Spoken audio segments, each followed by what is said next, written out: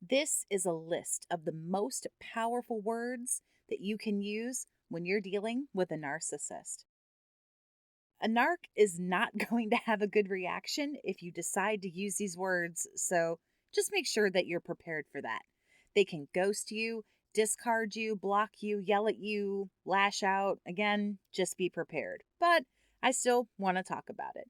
We have got to start, of course, with the best word ever that will absolutely destroy a narcissist. No. Really, any definition of, yeah, that's not going to work for me can be used here. You do not have to do things just because they tell you that you have to. They do not have control over you. You are an adult. You do not have to do things that make you uncomfortable. You are a human being and you have the right to being calm and peaceful and having a nice life. No, you don't have to give them money. You don't have to house them. You don't have to feed them. You don't have to be friends. I don't know why anybody would want to be friends anyway, but no, no, and no. Another phrase that's going to make them quite angry: take some responsibility. Uh-oh, we've hit another narky nerve when you start talking to them like they're 16 and they ran the stop sign. Asking a narcissist to take accountability or responsibility for their behavior and their actions is never going to go well. Of course, survivor, you already know the drill. It's somebody else's fault. They're a victim of circumstance. It's all you. I mean, come on. It's always you. There's some twist of fate that happened. It's not their fault. Something else happened. A narc will try to make it your issue, or they might just leave. They might just flat out refuse to talk about it. They hang up the phone. Really, it's a perfect time for them to ghost you or block you, give you a silent treatment, whatever.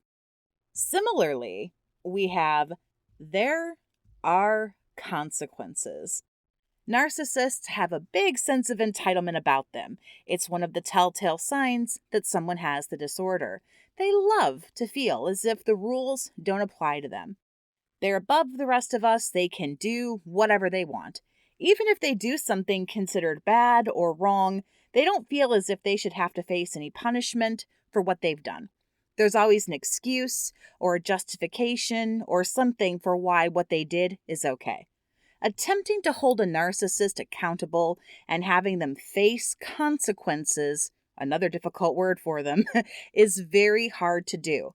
Most of the time when this happens, they've brought it on themselves, or have to get law enforcement involved, and then something can happen there.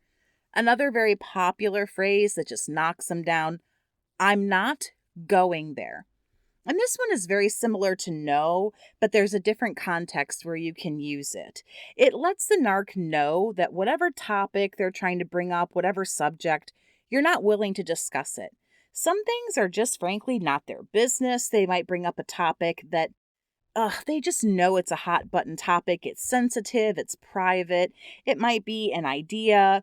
Maybe they've tried to talk to you about something before and they have tried to gaslight you. They're really trying to get you to see their way of things, and you just don't want to go down this road again. You can let the narcissist know what's okay to talk about and what isn't. I'm not going there. I'm not having this conversation. We've tried this, any combination. You can use all different kinds of words to let them know that you're just simply not interested. Personally, so for what that's worth, I really couldn't care less if I offend somebody, so I call out the behavior. I let a person know, listen, you've tried to gaslight me into this way of thinking before, and I'm just really not interested. So why don't you just save you the trouble and me the trouble and just shut up? I've already told you that that's not something I'm going to discuss with you, or we have to agree to disagree, whatever the case is. I don't have time to dance around and act like, oh, I might make them mad. Listen, these are people who are so easy to offend. You can be the most moldable, malleable person, the nicest, the sweetest, the most agreeable. You're going to piss them off anyway. Survivor, hear it from me. You might as well get over it now. You trying to save them from being angry is never going to work. They're going to be angry or feel like you're not doing what you need to be doing in some way, shape, or form at really any given time. So I'm not going to dance around it. Narcs thrive off supply, but a lot of it, of course, has to do with power and control. I'm always going back to power and control.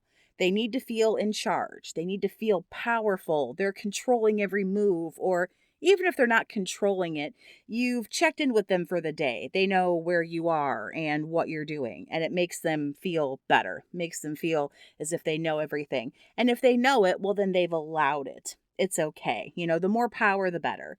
You'll be able to make them take a step back when you refuse to give up the power and the control and do what you want to do.